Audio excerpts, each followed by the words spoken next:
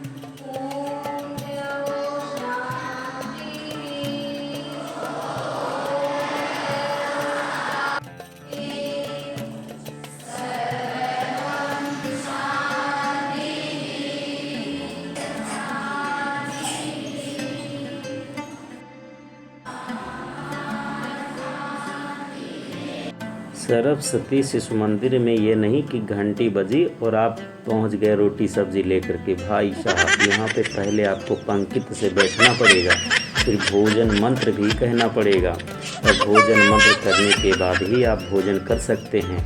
इससे एक फ़ायदा भी होता है कि जो भैया बहन नहीं लाते हैं भोजन उनको भी मिलता है कि अपना कर लीजिए। लेकिन कोई भैया करते हैं, कोई नहीं करते। जूठ भी नहीं फेंकना है, अगर जूठा गिर गया तो उसको आपको अपने टिफ़िन में रख करके ही ले जाना है। लाइन से जा कर के पानी पीना है और लाइन से ही अपने कमरा में वापस जाना है पढ़ने के लिए। ठीक, ये नहीं कि आप टिफ़िन लेके कहीं अलग फेंक दिए, खाना अलग फेंक दिए और वहाँ हल्ला मचा रहे हैं, ऐसा नहीं करना है। सीधे आपको लाइन बाय लाइन बैठना है खाना खाने के लिए और फिर आराम से उठ करके जाना है। इसीलिए तो देख रहे हो सभी भैया जितना ही शांति से दिख रहे हैं ना खाना खाते हुए, इनको अगर मिल जाए टाइम ये सब बात के पता नहीं कहाँ का रोटी सब्जी छितराएगा, लेकिन जानते हैं कि मौन व्रत रह करके ही भोजन किया जाता है। इसीलिए देखो कितना आराम से बैठ करके भोजन कर रहे हैं, क्योंकि ये पहले से ही विद्या भारती में सिखाया जाता है कि सुबह आना है तो गुरुजी का पाँव छूना है, विद्यालय में जाना है, प्रेयर के लिए अपना जो है पदवेश यानी जूता चप्पल निकाल के ही जाना है।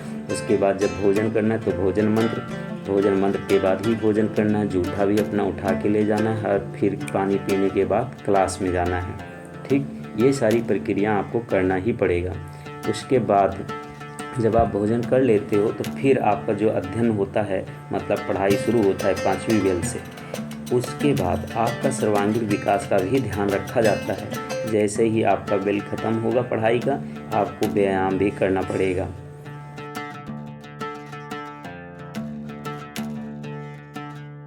थोड़ा सा व्यायाम कर लेने से ना थोड़ा शरीर भी स्वस्थ हो जाता है और थोड़ा सा अच्छा भी लगता है कि दिन प्रतिदिन आज कौन सा व्यायाम है, कल कौन सा है, आज कौन सा खेल है, कल कौन सा खेल है। ये सब करने से थोड़ा सा बच्चे स्वस्थ रहते हैं। इसीलिए विद्यालय में अलग अलग दिन अलग अलग खेल भी करवाए जाते हैं। किसी दिन खो खो कराया जाता है, किसी दिन कबड्डी होता है, किसी दिन भाला फेंक, किसी दिन गोला फेंक, किसी दिन ऊंची कूद, किसी दिन लंबी कूद, माने कोई ना कोई खेल कराया ही जाता है। बीच बीच में कई प्रतियोगिताएं भी होती रहती हैं, जैसे कला प्रतियोगिता, संगीत प्रतियोगिता, विज्ञान प्रतियोगिता, अन्य भी कोई ना कोई प्रतियोगिता होता रहता है। और बच्चों का सर्वांगीण विकास करने के लिए ये सब चीज़ें ज़रूरी है, क्योंकि अगर ऐसा नहीं करेंगे तो बच्चे जो है पढ़ने के साथ साथ बोरिंग महसूस करेंगे। उनको लगा भैया फंस गए कहाँ हम जेल में आकर के। इसलिए ये करना ज़रूरी रहता है। ये क्रिया नित्य दिन चलता रहता है। किसी दिन व्यायाम का रहेगा, किसी दिन खेल का रहेगा, कभी प्रतियोगिता रहेगी, अन्य क्रियाएँ धीरे धीरे चलते रहेंगे। भाई साहब अगर आप सरस्वती शिशु मंदिर में हैं तो ये चीज़ तो आपको करना ही है। माने एकदम संस्कार वाला जीवन, ये नहीं कि कुछ भी, एकदम संस्कार वाला जीवन। आपको संस्कार में ही रहना है, क्योंकि ऐसा माना जाता है आगे चलकर आप अपने समाज को भी चलाएंगे, अपने देश को चलाएंगे, अपने परिवार को चलाएंगे। तो बचपन से ही आपको एक कह दीजिए कि स्टेप बाय स्टेप एक एक गुण सिखाया जाता है, ताकि आपका सर्वांगीण विकास हो सके। अब हमारे आचार्य जी देखिए लगे हुए हैं आप सबको सिखाने में। ये जितने लोग को सिखाया जाता है इनको विशेष ध्यान रखा जाता है कि किसी को किसी प्रकार से कोई कष्ट ना हो, दिक्कत ना हो, ताकि समस्या हो जाएगा तो फिर इनको आने में यहाँ मज़ा नहीं आएगा। इसलिए और ये बच्चे भी चाहते हैं कि हमको 1 घंटा कम से कम 30 मिनट यहाँ पे व्यायाम कराया जाए, ताकि ये थोड़ा सा पढ़ने से बच जाते हैं और लास्ट का बेला थोड़ा सा बोरिंग हो जाते हैं। सब लोग को सोचते हैं कुछ ना कुछ होगा तो थोड़ा सा फुर्तीपन आ जाएगा इनके अंतर्गत। और ऐसा विद्यालय में कराना भी चाहिए, क्योंकि लास्ट का बेला बच्चे सब बोर हो जाते हैं। आप लोग भी पढ़े होंगे, बचपन में देखे होंगे। जिस दिन भाई साहब हम लोग के टाइम में तो 7वें बेला रहता था खेल का, वो भी शनिवार। बच्चा किसी दिन पढ़ने जाए या न जाए, लेकिन शनिवार के दिन ज़रूर जाता था, क्योंकि उसको पता था शनिवार के दिन आज कोई ना कोई खेल खिलाया जाएगा, वो भी 7वें बेला में।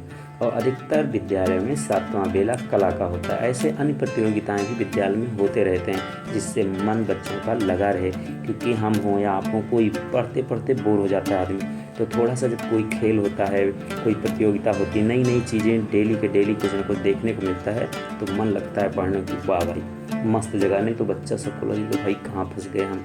ऊपर से गुरुजी लोग, कभी कभी होता कोई गुरुजी अच्छे हैं तो मस्त पढ़ाएंगे, कोई आचार्य जी गुस्से में तो पीट भी देंगे। इसलिए बच्चों को रोज़ कुछ ना कुछ खेल भी कराना चाहिए। चलिए दोस्तों, ये वीडियो कैसा लगा आप लोग लाइक कीजिए, कमेंट कीजिए और सब्सक्राइब कीजिए, और कमेंट करके बताइए वीडियो का कौन सा पार्ट अच्छा लगा, क्योंकि नेक्स्ट डे आपको मिलेगा दूसरे विद्यालय का वीडियो। थैंक यू, धन्यवाद। और अभी हम छुट्टी कराने वाले हैं ये मंत्र के बाद।